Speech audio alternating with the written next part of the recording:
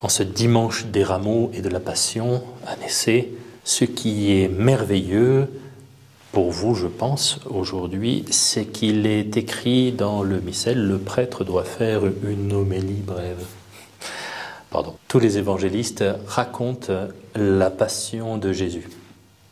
Les 4 récits sont semblables, mais chacun avec sa sensibilité. Quand saint Luc raconte la Passion de Jésus, il écrit certains passages qui ne sont pas chez Matthieu, Marc et Jean.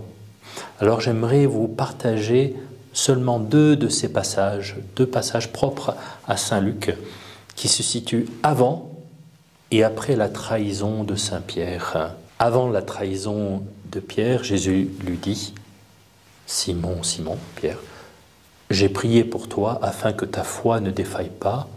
Toi donc, quand tu seras revenu, affermis tes frères. » Jésus sait que Pierre va le trahir, mais il lui donne une parole d'encouragement, de réconfort. « J'ai prié pour toi. » Et une autre parole que Pierre ne peut sans doute pas comprendre, pour l'instant. « Quand tu seras revenu, affermis tes frères. » Revenu de quoi ? Bien de la trahison. Jésus donne du sens à la trahison de Pierre. Il lui donne une mission, affermir ses frères, une confiance. Ce sens, cette confiance, c'est essentiel pour que Pierre ne sombre pas dans le désespoir après sa trahison. Il le conforte. L'autre passage, après sa trahison, il y a ce verset qui est propre à saint Luc.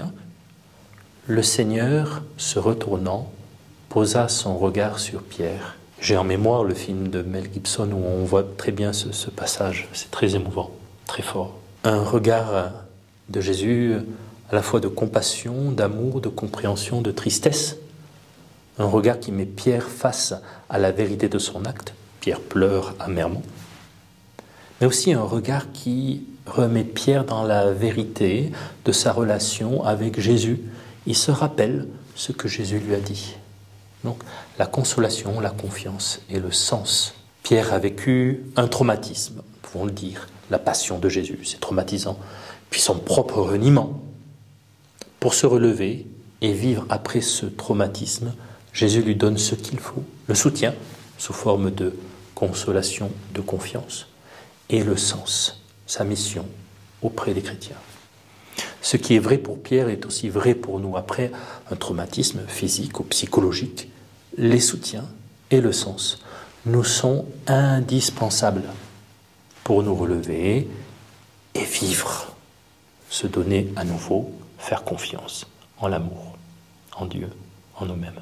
N'hésitez pas à partager sous la vidéo, dans les commentaires ou par mail, les versets qui vous ont touché. Je vous dis à dimanche prochain, soyez bénis. Bon chemin vers Pâques. Le roi de mon cœur soit la montagne qui m'élève, la source qui m'abreuve. Oh, il est